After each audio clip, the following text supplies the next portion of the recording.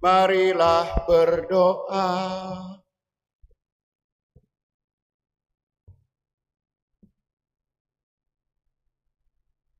Ya Allah, Engkau telah memperlihatkan kebaikan dan kasih setiamu kepada kami dalam diri Yesus Kristus, Putra-Mu, Sang Sabda yang telah menjelma menjadi manusia dan tinggal di tengah-tengah kami. Semoga kehadirannya menjadi sumber kegembiraan dan berkat bagi semua orang di dunia ini. Sebab Dialah Tuhan dan pengantara kami, yang hidup dan berkuasa bersama Bapa dan Roh Kudus, Allah sepanjang segala masa. Amin. Kita mendengarkan sabda Tuhan.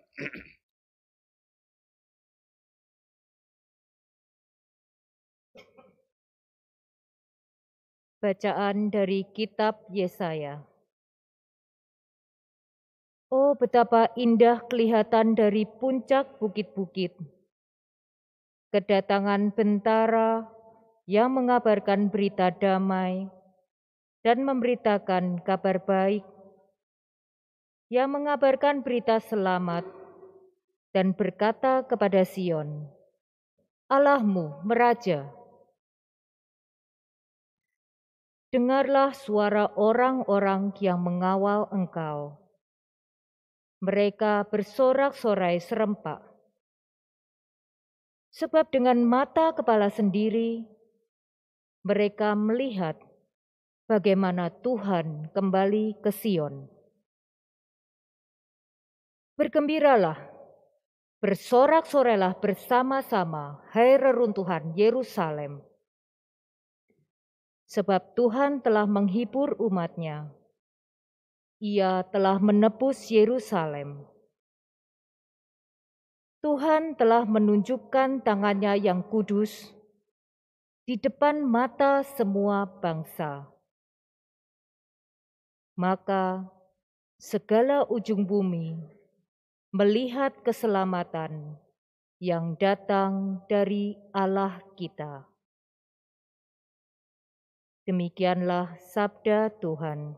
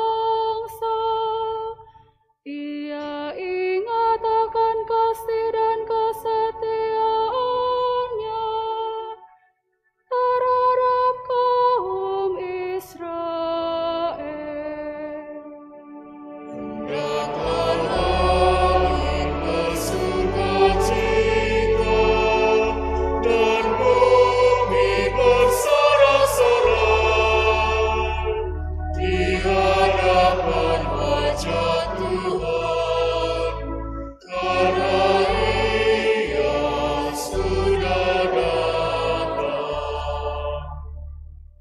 Segala ujung bumi telah melihat keselamatan yang datang dari Allah kita. Bersorak-soraklah bagi Tuhan, hai seluruh bumi. Bergembiralah dan bermazmurlah. Hendaklah langit bersukacita dan bumi bersorak-sorai di hadapan wajah Tuhan, karena Ia sudah datang. Bermazmurlah bagi Tuhan dengan kecapi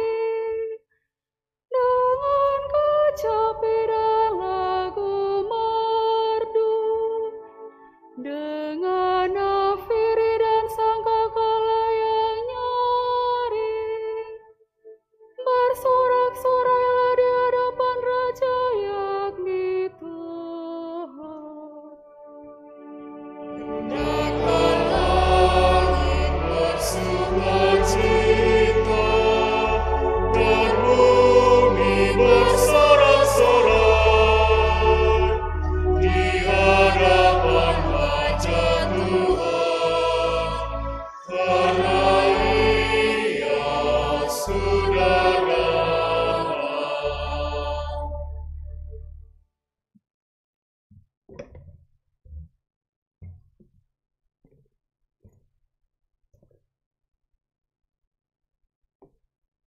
Bacaan dari surat kepada orang Ibrani. Saudara-saudara, pada zaman dahulu Allah berulang kali dan dalam pelbagai cara berbicara kepada nenek moyang kita dengan perantaraan para nabi. Tetapi pada zaman akhir ini, Allah telah berbicara kepada kita dengan perantaraan Anaknya. Anaknya itulah yang ditetapkannya sebagai yang berhak menerima segala yang ada. Oleh Dialah Allah menjadikan alam semesta. Dialah cahaya kemuliaan Allah dan gambar wujud Allah. Dialah yang menopang segala yang ada dengan sabdanya yang penuh kekuasaan. Dan setelah berhasil mengadakan penyucian dosa, Ia duduk di sebelah kanan yang maha besar di tempat yang tinggi. Ia jauh lebih tinggi daripada malaikat-malaikat, sebagaimana nama yang dikaruniakan kepadanya jauh lebih indah daripada nama mereka. Karena kepada siapakah di antara malaikat-malaikat itu Allah pernah berkata, "Anakkulah engkau, pada hari ini engkau telah kuperanakkan," ataupun "Aku akan menjadi bapanya, dan ia menjadi anakku." Lagi pula, ketika mengantar anaknya yang sulung ke dunia, Allah berkata, "Semua malaikat Allah harus menyembah Dia." Demikianlah sabda Tuhan.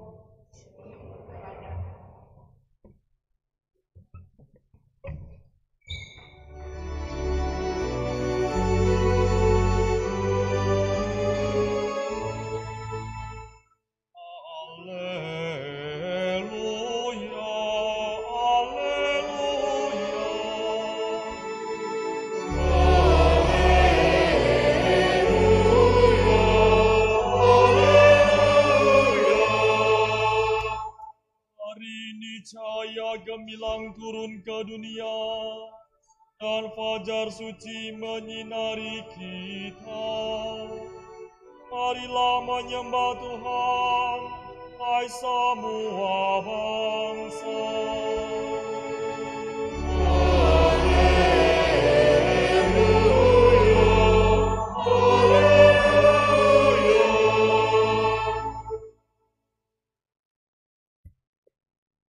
Tuhan bersamamu dan bersama rohmu. Inilah Injil Yesus Kristus menurut Yohanes. Dimuliakanlah Tuhan.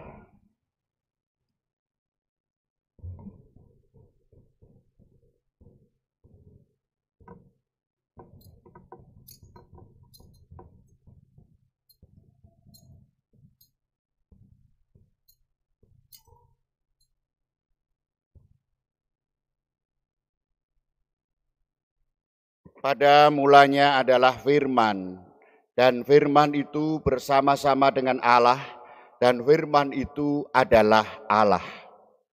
Firman itu pada mulanya bersama-sama dengan Allah. Segala sesuatu dijadikan oleh Dia, dan tanpa Dia tidak ada sesuatu pun yang telah jadi dari segala yang telah dijadikan. Dalam Dia ada hidup, dan hidup itu adalah cahaya manusia.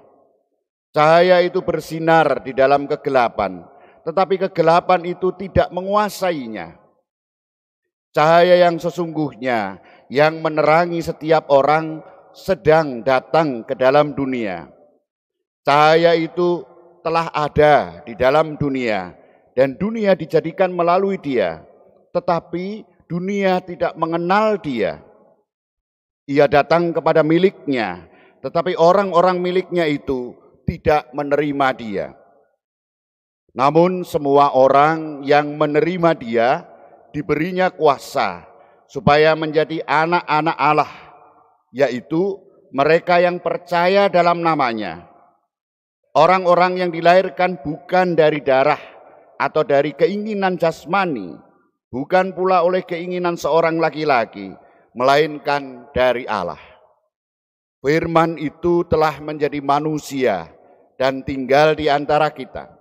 Dan kita telah melihat kemuliaannya, yaitu kemuliaan yang diberikan kepadanya sebagai putra tunggal Bapa, penuh anugerah dan kebenaran. Demikianlah Injil Tuhan. Terpujilah Kristus.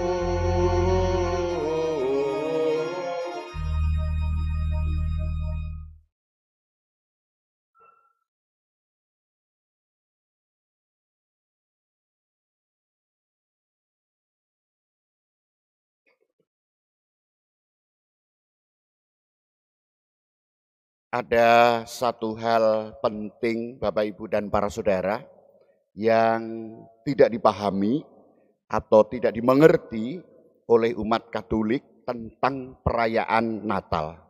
Dan ini sangat penting sebenarnya, tetapi hampir 90 sekian persen umat Katolik tidak paham soal ini. Bahwa setiap perayaan Natal dalam tradisi gereja Katolik yang sudah hidup ratusan bahkan ribuan tahun, yang dirayakan adalah 3 pokok iman yang utuh dan tak terpisahkan.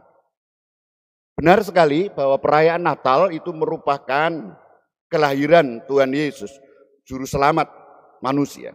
Sama seperti manusia pada umumnya, Yesus lahir dari seorang perempuan dalam waktu tertentu dan di tempat tertentu.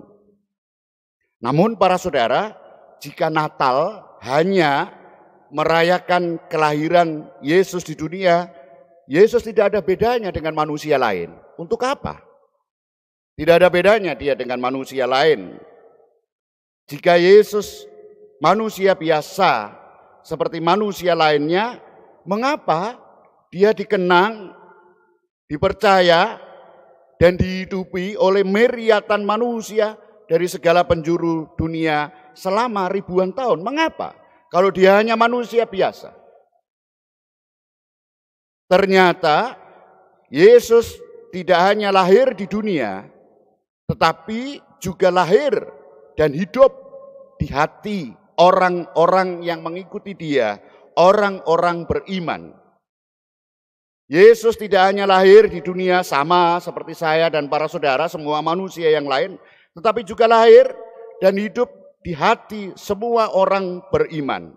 Maka meskipun kelahiran Tuhan Yesus terjadi ribuan tahun yang lalu, namun terus-menerus Yesus lahir dan hidup dalam hati setiap orang beriman. Apakah ada manusia seperti itu yang lainnya? Seperti Yesus yang lahir di dunia dan terus hidup di dalam hati orang beriman, miliaran manusia, ribuan tahun. Tidak ada manusia lain seperti itu. Dengan demikian, Yesus bukanlah manusia biasa seperti semua manusia yang lain. Yesus adalah Allah yang menjelma menjadi manusia.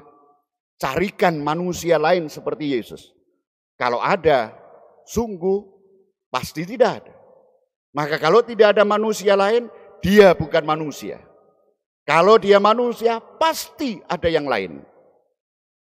Nah, para saudara, 3 pokok iman penting inilah yang dirayakan Gereja Katolik dalam tradisinya. Kelahiran Yesus dalam sejarah manusia kita rayakan 24 Desember malam. Itu kelahiran Yesus dalam sejarah manusia. Kelahiran Yesus dalam hati orang beriman yang diwakili oleh para gembala yang datang ke Bethlehem mengunjungi Yesus, itu kita rayakan tadi pagi, 25 pagi. Dan Yesus yang lahir dalam sejarah manusia dan lahir di dalam hati orang beriman adalah Allah yang menjadi manusia, kita rayakan sore ini. Maka itu semua merupakan sebuah perayaan yang sungguh utuh dan menyeluruh. Kalau kita lihat bacaan Injilnya pasti berbeda. 24 malam Injilnya adalah Yesus lahir dari Injil Lukas. 25 pagi sambungan dari Injil Lukas tadi malam, tetapi berbeda. Para gembala datang kepada Tuhan Yesus. Dan sore ini Injil Yohanes. Tetapi karena umat Katolik banyak yang tidak mengerti, maka biasanya kalau sudah malam tidak pagi. Kalau sudah pagi tidak sore. Itu hanya sepertiga sebetulnya. Kalau Bapak Ibu hanya merayakan malam, 24 malam itu cuma sepertiga berkah. Kalau cuma pagi itu sepertiga lagi. Setengah sore ini sepertiga lagi. Biasanya dibayangkan kalau sudah 24 malam itu sama seperti Sabtu sore, pagi itu sama seperti Minggu pagi. Bacaannya berbeda. Bacaan Injilnya berbeda, bisa dicek. Bacaan Injilnya berbeda. Maka para saudara, bacaan Injil yang diwartakan kepada kita pada perayaan Natal sore ini meneguhkan iman saya dan para saudara bahwa Yesus yang lahir dalam sejarah manusia adalah Allah yang menjadi manusia. Ada beberapa hal penting yang diwartakan. Yang pertama, Yesus adalah Allah yang menjadi manusia. Pada awal mula adalah firman, dan firman itu bersama-sama dengan Allah, dan firman itu adalah Allah. Firman itu pada mulanya bersama-sama dengan Allah. Firman itu telah menjadi manusia dan diam di antara kita.